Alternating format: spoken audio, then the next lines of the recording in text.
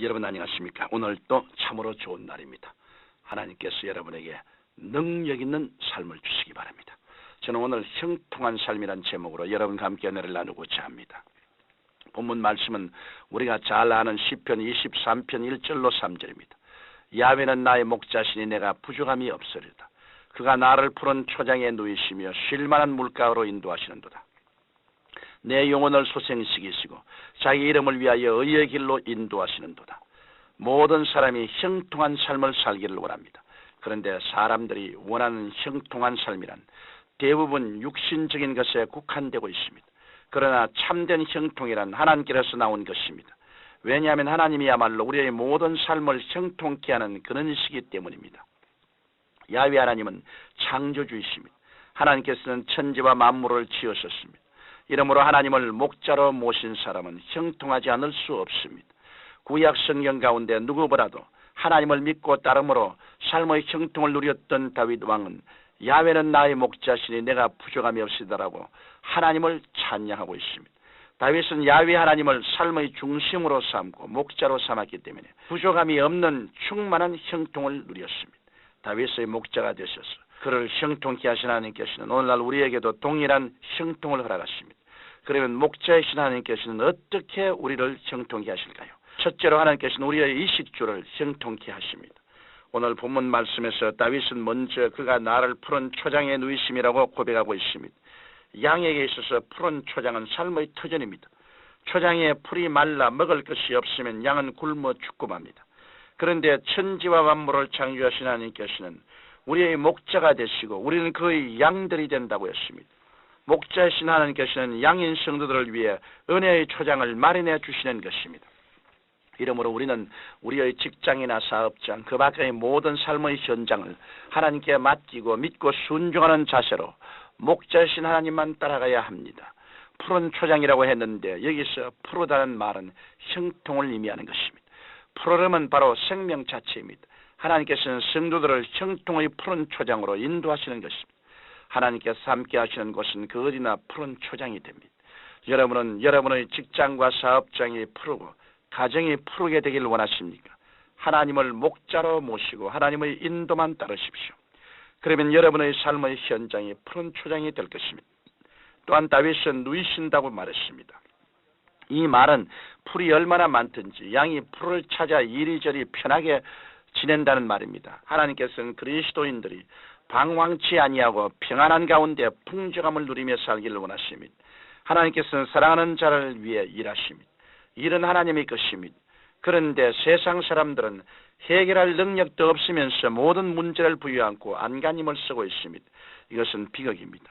우리는 회개하고 믿고 순종하는 마음으로 모든 일을 하나님께 맡겨야 합니다.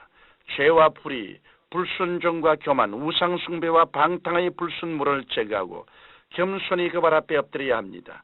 이럴 때 하나님께서는 우리의 삶의 터전을 푸른 초장으로 만들어 주시는 것입니다. 성경은 도적이 오는 것은 도적질하고 죽이고 멸망시키는 것뿐이요 내가 온 것은 양으로 생명을 얻고 더 풍성히 얻게 하려는 것이라고 말씀하셨습니다. 하나님께서는 우리의 삶을 풍성케 하시며 우리의 생활을 형통하게 하시는 좋은 목자가 되십니다. 둘째로 하나님께서는 우리의 마음을 형통케 하십니다. 오늘 본문 말씀을 보면 목자가 되신 하나님께서는 그 양들을 쉴만한 물가로 인도하신다고 말씀하고 있습니다. 쉴만한 물가는 바로 안식과 평안 그 자체입니다. 인간에게는 쉴만한 물가가 있어야 합니다. 안식과 평안의 쉴만한 물가가 없을 때 인간은 갈증으로 방황하게 됩니다. 오늘날 많은 사람들은 마음의 갈증을 풀기 위해 우물을 팝니다. 사람들은 술을 마시고 마약에 탐닉하며 음란과 방탕한 생활 속에서 자기 만족을 찾으려고 애쓰고 있습니다. 그러나 이러한 것들은 마음의 갈증을 해소하기는커녕 무서운 독극물이 되어 인간을 파괴하고 결국 죽음에 이르게 할 뿐입니다. 하나님께서는 말씀하시기를 내 백성이 두 가지 악을 행하였나니 곧 생수의 근원이 되는 나를 버린 것과 스스로 웅덩이를 판 것인데 그것은 물을 저축지 못할 터진 웅덩이라고 하셨습니다. 인간이 참으로 갈증을 해소하려면 거듭나야 합니다. 예수 그리스도의 구원이 바로 생수의 근원이 되기 때문입니다. 예수님께서는 말씀하시기를 누구든지 목마르거든 내게로 와서 마시라. 나를 믿는 자는 성경의 이름과 같이 그 배에서 생수의 강이 흘러나리라고 하셨습니다. 예수님께서 역사하시면 영혼의 갈증은 말끔히 해갈됩니다. 왜 그렇습니까? 예수님께서 주시는 물은 영생의 물이기 때문입니다. 그러므로 우리가 이 물을 마시면 삶의 의미를 깨닫게 되고 내가 어디에서 와서 무엇 때문에 삶이 어디로 가는지 분명히 알게 되므로 결코 방황치 않습니다. 생의 의미와 가치를 발견하고 기쁨과 감사 가운데 형통한 마음으로 살아갈 수 있는 것입니다. 셋째로 하나님께서는 우리의 영혼을 형통케 하십니다. 시편 기자는 또한 하나님께서는 내 영혼을 소생시키라고 고백하고 있습니다. 인간은 죄와 허물로 죽은 존재입니다. 죽었다는 것은 교통의 상실을 말합니다. 가정이 삭막하다든가 무덤과 같다는 표현은 남편과 아내의 교통이 끊어졌다는 말입니다.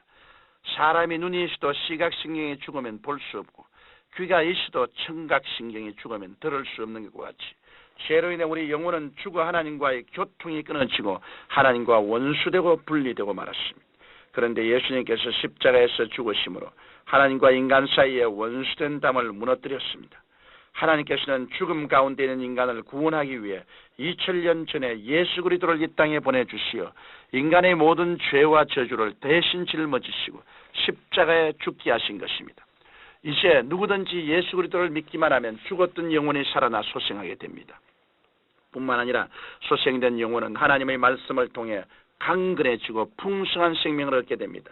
이 때문에 믿음으로 영혼이 살아나서 하나님과 교통하는 것은 얼마나 큰 은총인지 모릅니다. 이런 은총을 입은 사람은 어떤 고난 중에도 소망을 잃지 않습니다. 그 사람은 후패하나 속 사람은 날로 새로워지는 역사를 체험합니다. 오늘날 어떠한 종교나 도덕도 인간의 영혼을 새롭게 소생시켜 주지 못합니다. 인간의 영혼을 소생케 해주는 것은 목자이신 하나님이시며 그 하나님을 믿는 믿음입니다. 이러므로 성경 에베소서 2장 4절에는 긍휼에 풍성하신 하나님이 우리를 사랑하신 그 큰 사랑을 인하여 허물로 죽은 우리를 그리스도와 함께 살리셨구라고 말씀하고 있는 것입니다. 하나님의 사랑으로 영원히 소생함을 얻은 자들은 이 세상에서 가장 복된 자들이며 이런 자들에게는 날마다 의와 평강과 희락이 넘쳐나게 됩니다. 사랑하는 청취자 여러분, 하나님을 목자로 모시고 사는 사람이야말로 이 세상에서 가장 복된 사람입니다. 하나님께서는 우리에게 풍성한 생명을 주십니다. 그래야 우리의 생활과 마음과 영혼을 형통케 하십니다. 이런 하나님께서는 구말리 장천에 계시지 않습니다. 우리 몸을 성전 삼고 우리의 가까이 와 계십니다. 우리의 삶을 인도하시는 목자로서 우리의 삶의 현장에 와 계십니다. 우리는 이 하나님께 온전히 순종하고 헌신해야 합니다. 이럴 때 하나님께서는 영혼과 마음과 범사를 형통케 하시며 날마다 승리하는 삶으로 이끌어 주실 것입니다. 하나님 아버지, 우리 모두가 날마다 승리하고 살도록 이끌어 주옵소서. 예수님 이름으로 기도드립니다. 아멘.